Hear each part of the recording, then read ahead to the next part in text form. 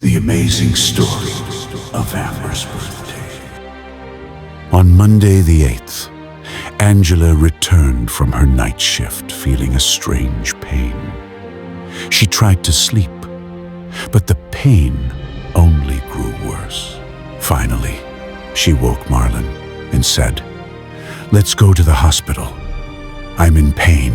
The first trip to the hospital was filled with hope, but it ended in frustration. Angeli was in so much pain, but the staff, with dismissive smiles, told them it was just the baby turning, preparing for a future day. They were sent home. The drive back was heavy with disappointment. Back in their home, Marlon was torn. Although he deeply doubted what the doctors said, a part of him wanted to believe them. Angeli was only 35 weeks pregnant, and the thought of their baby arriving so early was frightening. Clinging to that hope, he made the difficult decision to go to work, leaving Angeli to rest. He had only been gone a few minutes when his phone rang.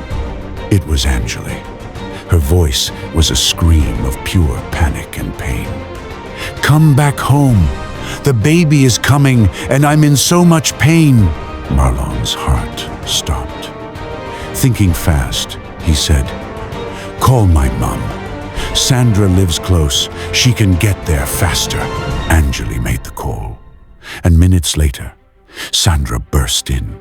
Seeing the situation, she immediately dialed 112 for an ambulance. With the emergency operator on the line, Sandra became a lifeline, calmly relaying instructions, breathing with Angeli as the sound of distant sirens grew closer in a desperate race against time. Suddenly, Sandra's voice cried out, a mix of sheer awe and panic, "I can see the baby's head. Please hurry." At that very moment, as if summoned by her cry, Rebecca, the midwife, and the paramedics rushed in, bringing a wave of professional calm into the loving chaos. They were swift and reassuring, preparing Angeli for the final moments.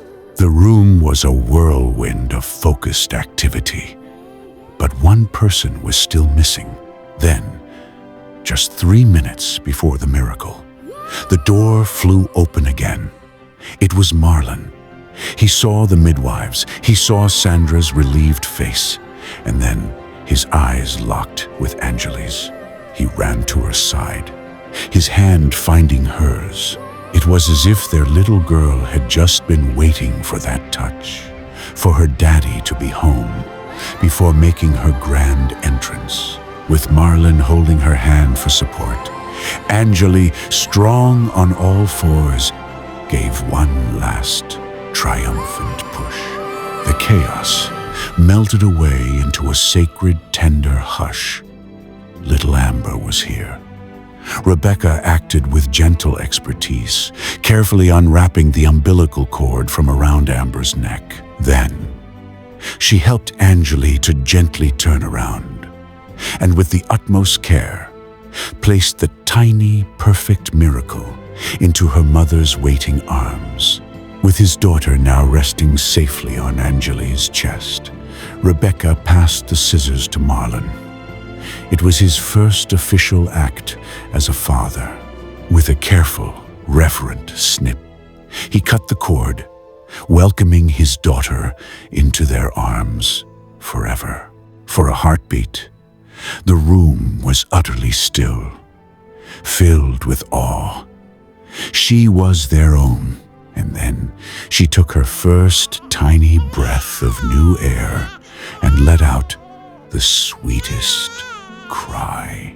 It was a sound so pure and so full of life, it erased every memory of fear, pain, and doubt.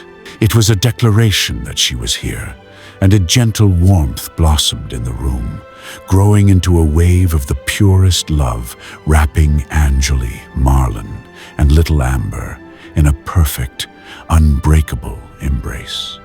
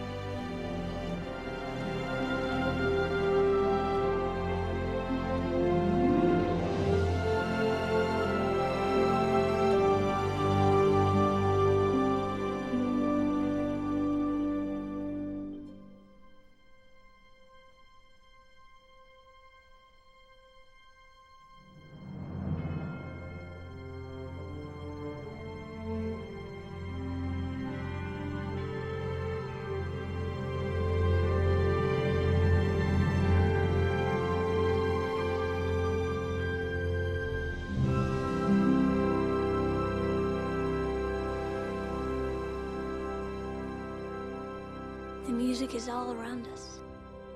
All you have to do is listen.